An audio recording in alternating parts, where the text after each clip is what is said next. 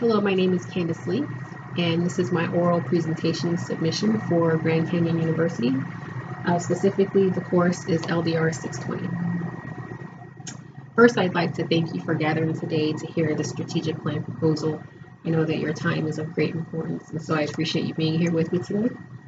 This particular presentation will take about 5 to 7 minutes, and I'll be available for questions afterwards should there be any. I chose to format the presentation in SBAR, which stands for Situation, Background, Assessment, and Recommendation, since this is the standard format that the organization has chosen for any proposals or changes that are being recommended. In this particular scenario, the situation is that your team, the executive leadership team, has asked those service lines to develop a strategic plan that we felt would benefit the entire organization. And so when I looked at the background of this particular organization, I felt like it was important to actually go back to the why. Why do we do what we do here? And particularly, that brought me to the mission of Indian Health Services, which is to raise the physical, mental, social, and spiritual health of the American Indian and Alaskan Natives to the highest level. This particular population that we serve, we know is vulnerable because typically the health status of the American Indian or Alaskan Native is lower than that of the average American citizen. So with that being said, we know as employees when we come to work here that we're going to be serving an underserved population. And that usually brings us, great passion and great satisfaction to our professional careers. So when I began to assess the organization, this was actually one of the things that was most highlighted to me, that this was a strength for us. We are able to attract highly qualified and mission-driven candidates.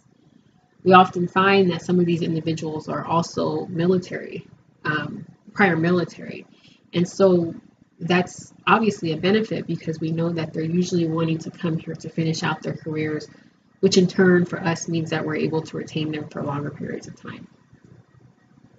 Unfortunately, the recruitment process takes longer than the average length of time. According to data from the Job Openings and Turnover Survey, the average length of vacancy for a healthcare position is about 49 days. When we talk to our staff, we understand that usually it takes about 6 months for that vacancy to be filled and for that person to be hired on and brought on. Obviously, this is longer than your 49-day average. And this is also a disadvantage for our staff because they're trying to, essentially keep going while they're missing this additional FTE or waiting for that position to be filled. And so it does create burnout. It does create dissatisfaction with their jobs.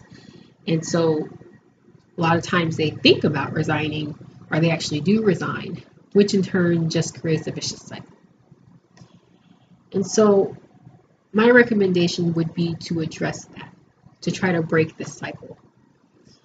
And so particularly there are 2 goals for this strategic plan. And the first goal being to decrease the length of time for a position being vacated to that of it being advertised.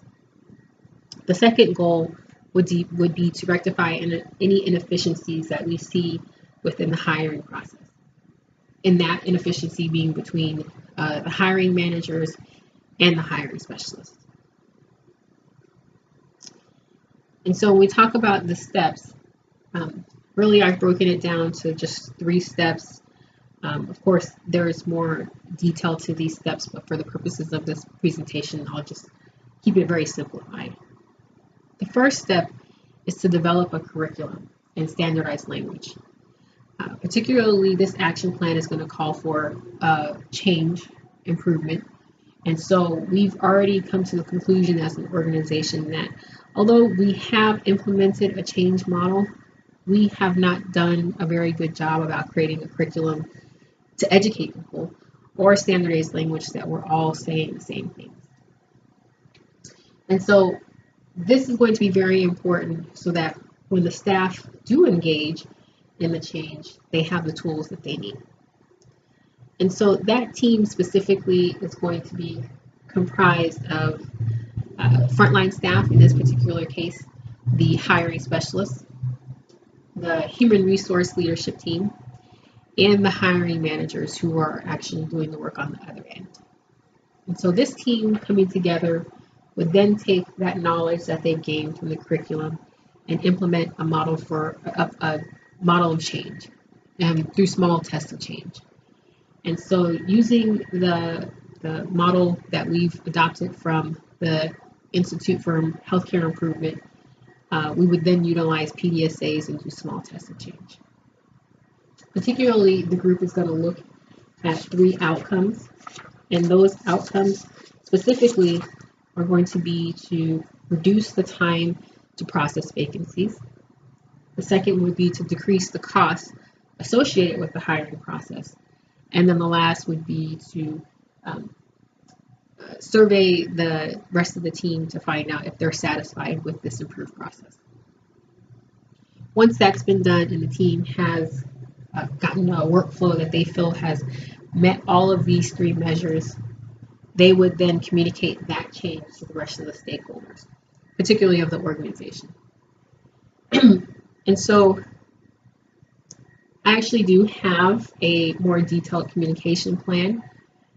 If you would like me to share that at some point, or if you have any questions about it. Otherwise, that does complete my presentation, and I can answer any questions that you might have. Thank you.